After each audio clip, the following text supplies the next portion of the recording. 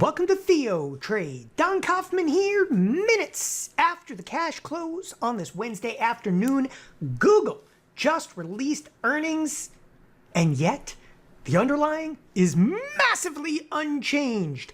However, that is not necessarily true of the S&Ps or the Nasdaq. The Nasdaq taking a pretty good hit again today, down about 1.5%. You know, that's actually where I'm going to start this evening's TheoTRADE update. Let's get right to it. Let's look at the QQQ and bring you to a daily chart and bring up auto expected moves. One of the first things I kind of want to illuminate here is that the Nasdaq, the sell side activity in there is fairly extreme.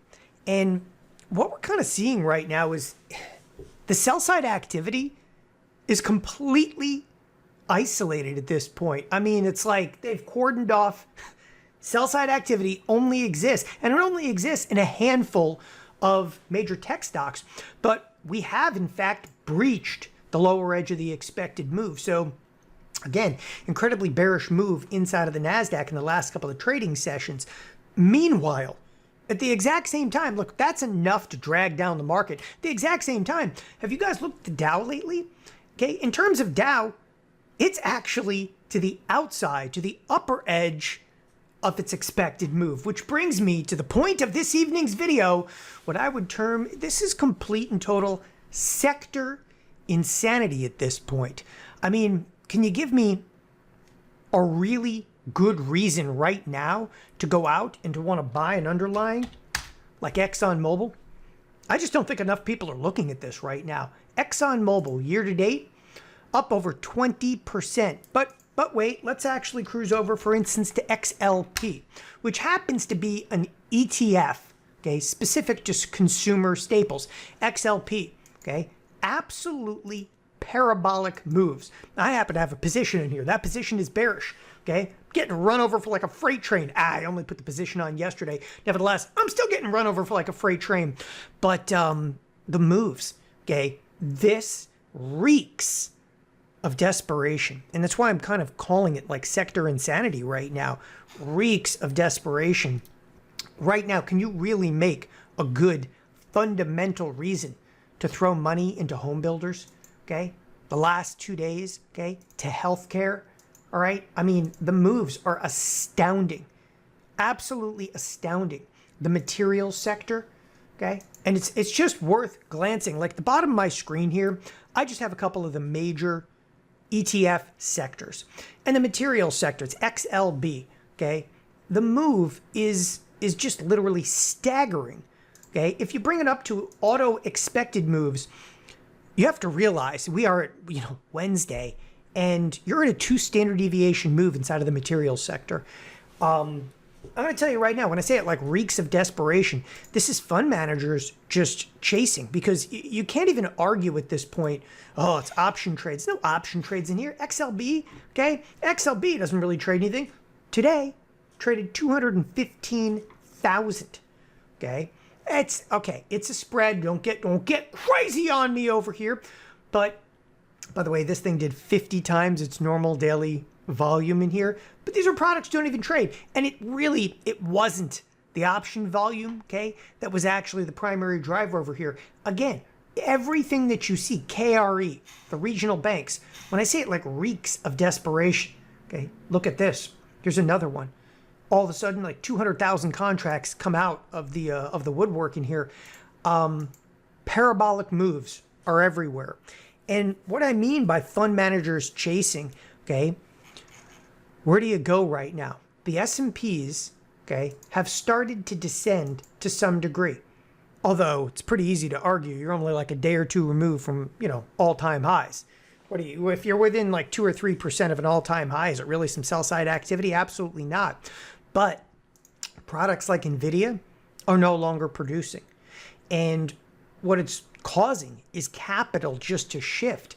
And the moves, though, literally feel manic. They feel, like they're panicking, if you will, to buy other products. I was talking about ExxonMobil a moment ago, but you look at the entire energy sector. And of course, people are going to try to make a fundamental argument in here. Well, there's geopolitical heat, and if you take a look at oil, okay, look, I've looked at all this.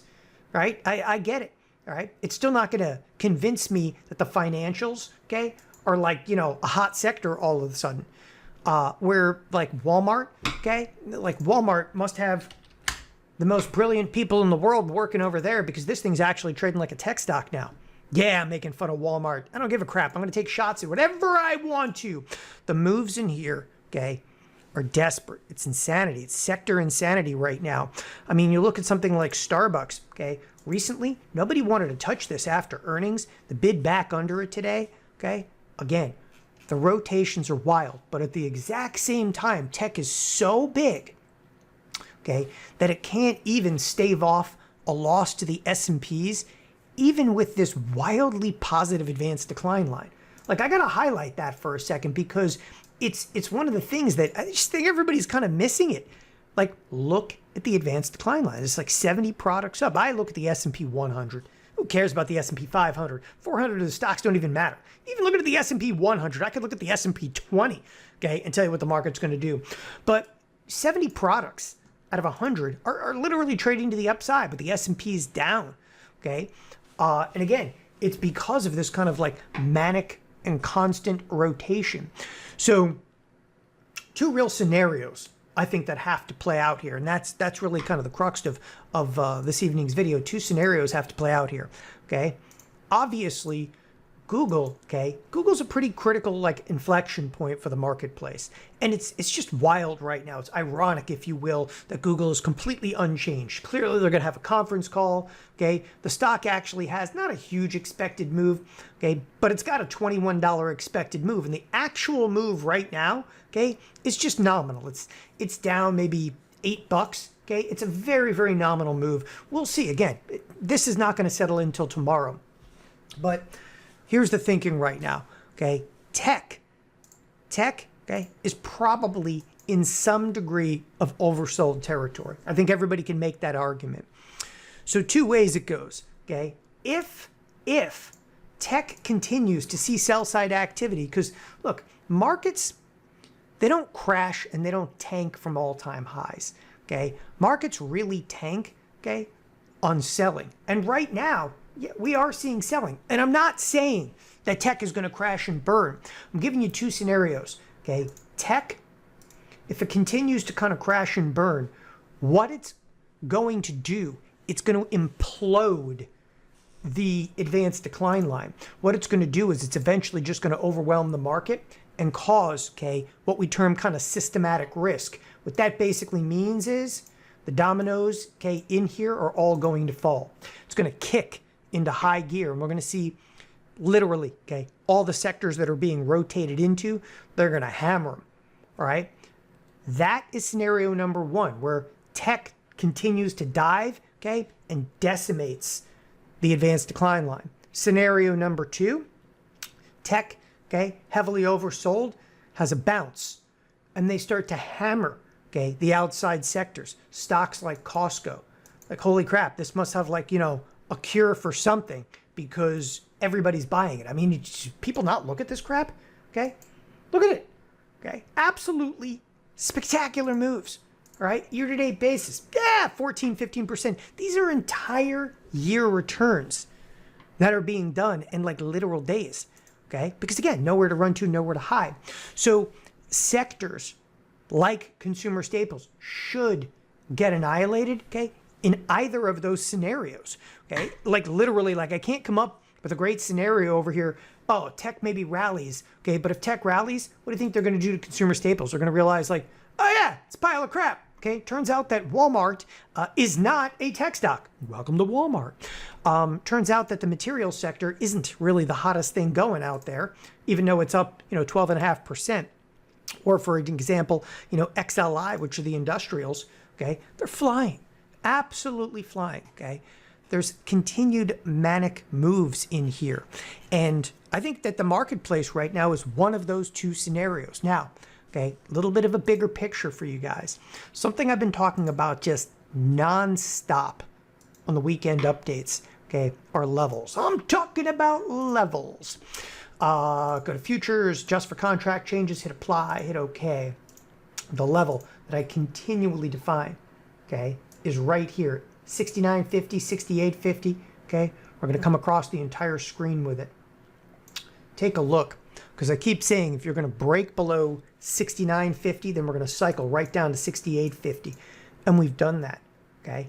Literally, verbatim, we've done that. Where are we right now? Okay, 69.15. We're stuck in the middle with you.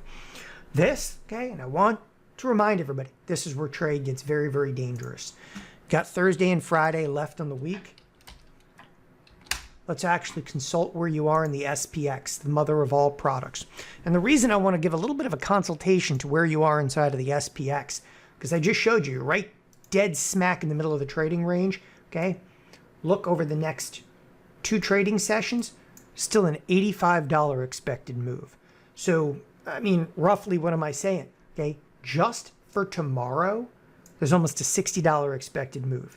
What am I saying? I'm saying put on your big boy pants because we're going in. This is going to get a little wild, okay? It's going to get a little wild and a little woolly. You know, look, today was already wild enough. We traded all the way, 68, 62 and kind of rebound a little bit off of it. Google is still completely up in the air, all right? We're about halfway home to the lower edge of the expected move. But this week had a $118 expected move. So there's a lot of room for improvement to the downside. Now, the other aspect that really resonates with me, we have not touched the upper or lower edge of the expected move, nor did we do so last week. Okay, can you get 2 consecutive weeks, all right, of not touching the expected move? I don't think so. I'm actually going to go with the probabilities right now. Things are going to get really, really wild. And again, a lot of this definitely hinges on Google's earnings. And I know that Amazon's coming out tomorrow. I don't really give a crap. Okay, this is $60 of expected move, literally $60 of expected move, okay, just for tomorrow's trade. And Google could get all kinds of wild over here, could take apart and dismantle the Nasdaq, but the opposite is also true, as I said, okay?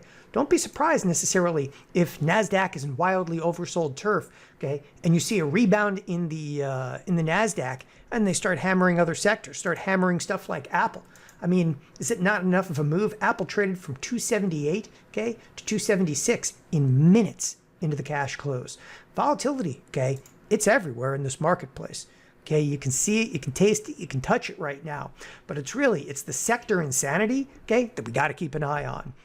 That's it for this evening's video. Thanks everybody for joining us at TheoTRADE. Have a wonderful evening. Bye-bye.